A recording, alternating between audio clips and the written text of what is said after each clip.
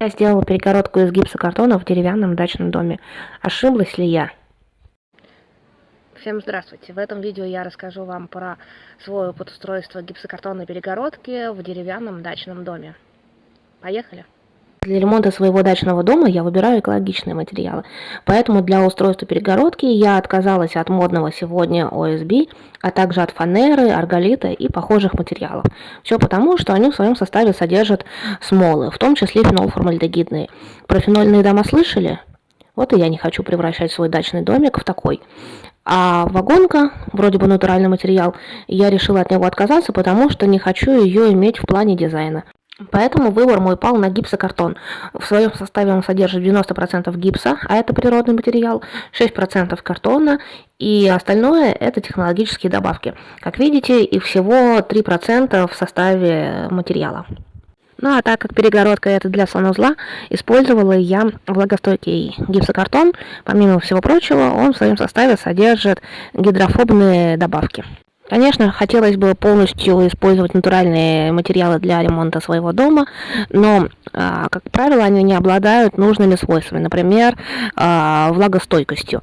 Поэтому приходится использовать композитные материалы, которые являются хорошим компромиссом между натуральностью и экологичностью и заданными свойствами. И в ремонте у меня будет достаточно много использовано композитных материалов. Также на этом этапе я рассматривала возможность применения гипсоволокнистых плит, но отказалась от их использования, потому как в них больше связующих добавок, соответственно, они менее экологичные, данные плиты. Ну, кроме того, этот материал тяжелее и дороже, хотя прочнее. И первая ошибка, которую я совершила, это купила гипсокартон осенью, а работать с ним стала следующим летом. Все это время он у меня хранился в сарае в вертикальном положении и от этого изменил свою форму. И дальше с ним работать стало значительно тяжелее. Вообще гипс, как строительный материал, использовался еще в Древнем Египте в 3700 году до нашей эры, и пирамиды, которые мы отделывались гипсом, должны были стать вечными. Затем гипс стали использовать для строительства древние греки. Они назвали его гиппос, что означает «кипящий камень». Отсюда и пришло к нам название гипс. А в 1894 году был получен патент на новый строительный материал, который назвали гипсокартон. Так и зародился наш гипсокартон. Когда у нас наконец дошли руки для того, чтобы использовать гипсокартон для перегородки, стал вопрос, чем же его резать. Может быть, нужна какая-то специальная пила или что-то такое. Мы спросили в строительном магазине, нам посоветовали взять ножовку специальную для гипсокартона. Мы ее взяли, но на самом деле так и не распаковывали. Решили попробовать отрезать его лобзиком. Пилка обычная для дерева в лобзике. Первый раз я это делала, и ничего, гипсокартон прекрасно режется лобзиком. Да, пришлось поиграть немножко со скоростями, выбрать ту, на которой мне комфортнее всего нужно было резать гипсокартон, который мне было более комфортно. Выработав стратегию, в общем-то, так я и нарезала все листы, которые мне были необходимы для того, чтобы обшить мой каркас гипсокартоном и уже сделать гипсокартонную перегородку. Поэтому бояться ничего не нужно, режется гипсокартон лобзиком просто великолепно.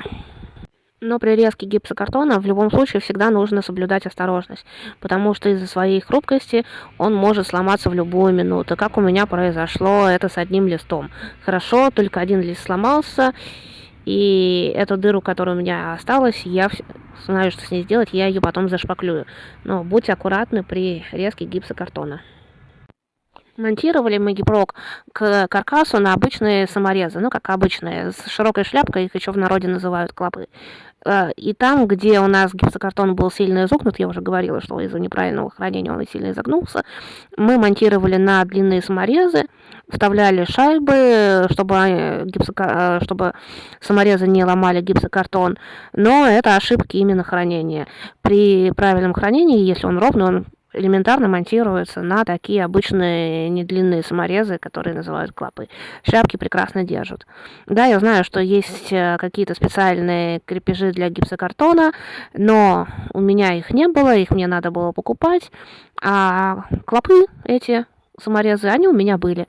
И чтобы ничего нового не покупать, а использовать то, что у меня есть, привет, ответственное потребление, я использовала эти саморезы. И не жалею, ничего страшного не произошло, гипсокартон прикрепился и отлично. Хоть и существует гипсокартон как строительный материал более 100 лет, но тот, что выпускается сейчас, сильно отличается от того, что выпускался 50 лет назад. Тот раньше назывался сухая штукатурка, и если современный гипсокартон монтируется саморезами на раз-два, прокручивается, то у нас не получилось винтить саморезы в старый гипсокартон, который у меня, например, сейчас на потолке, чтобы прикрепить каркас, и пришлось вбивать гвозди. Тот то ли от времени прочнее стал, то ли такой раньше был более прочный, но факт в том, что он сильно отличается от того, что есть сейчас. Большое значение имеет толщина гипсокартона. Брать для перегородки гипсокартон толщиной менее 12 мм нельзя, он для этого не подходит. А если прибавить к толщине гипсокартона еще и толщину каркаса, то мы получаем достаточно широкую перегородку. И, соответственно, на ширину этой перегородки уменьшается размер вашей комнаты. А еще из-за хрупкости гипсокартона на перегородку из чистого гипсокартона нельзя не повесить ничего тяжелого, тяжелее фоторамки. Он просто не выдержит и раскрошится. Для того, чтобы повесить на стену что-то тяжелое, нужно заранее предусмотреть закладные. То есть вы заранее должны продумать, где что у вас будет, на какой стене висеть. Это один еще минус гипсокартона. В общем, гипсокартон хрупкий, тяжелый, меняет свою форму, может раскрошиться. И вот такой вот материал я выбрала для стенки, для устройства перегородки в своем дачном доме. Ошиблась ли я? Я считаю, что нет. А почему? Сейчас все узнаем. Листы гипсокартона бывают разного размера. Я выбрала длиной 3 метра. Выбирала я с учетом того, чтобы встали они в высоту, и у меня не было никаких дополнительных стыков гипсокартона. Но трехметровые листы гипсокартона, они тяжелые, неудобные в перемещении. Также их неудобно заносить в дом, их неудобно ставить на место. Поэтому даже с учетом того, что у меня нет дополнительных стыков, я не могу вам советовать приобретение трехметровых листов гипсокартона. Также нужно быть внимательным при раскрое гипсокартона. Один раз я накосячила при раскрое несимметричной детали, и теперь она у меня стоит другой стороной, то есть не зеленой, а серой. Ну ничего страшного, хорошо, что эта деталь стоит в комнате, в общем, никакой смысловой нагрузки цвет не несет, и тем более все покроется обоями. А еще при раскрое гипсокартона тоже подумайте, как вы можете сэкономить материал, чтобы не переплачивать за дополнительные листы гипсокартона.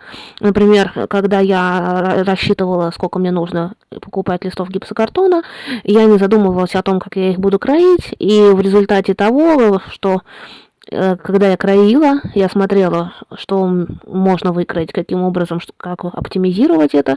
В итоге у меня остался лишний лист гипсокартона. Целый лист, который был не тронут. Но ничего страшного, пусть пока постоит, если он не испортится совсем, то есть не потеряет свою форму, куда-нибудь я его точно потом применю.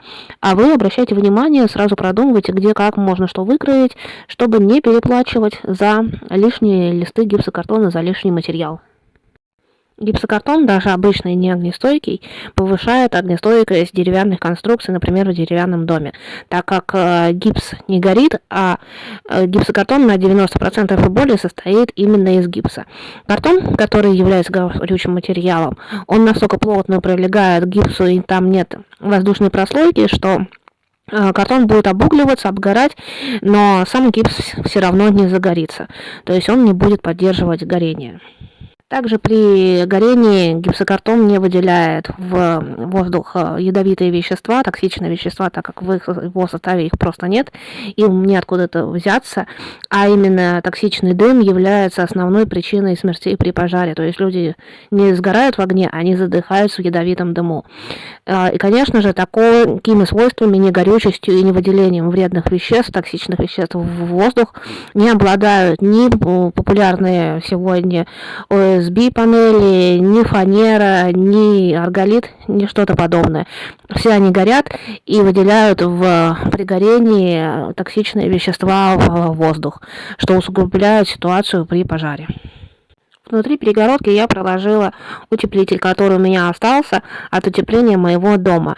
Понятно, что внутри комнаты не нужно утепление стен, а данный утеплитель я проложила в качестве шумоизоляции.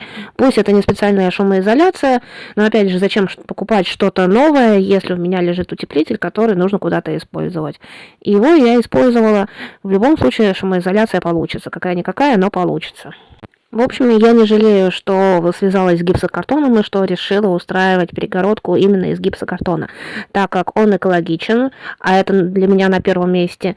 Он не горюч, не поддерживает горение, что очень важно в деревянном доме. Все трудности, с которыми я столкнулась, это мои ошибки, которые я допустила по неопытности. Я ведь первый раз делала перегородку из гипсокартона. Вообще какую-либо перегородку я тоже делала первый раз. Поэтому ошибки, ну что ж, ошибки, да, но на ошибках учатся. Если я буду в следующий раз делать перегородку, я ее сделаю из гипсокартона, но я буду умнее и не допущу таких ошибок, которые помешали мне наслаждаться именно процессом, и столкнулась я, благодаря этим ошибкам, я столкнулась с какими-то трудностями.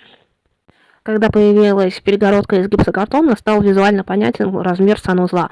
Он всего у меня занимает площадь 2,5 квадратных метров, больше у меня площади нет. Уместится ли все то, что мне нужно в нем, мы с вами узнаем совсем скоро.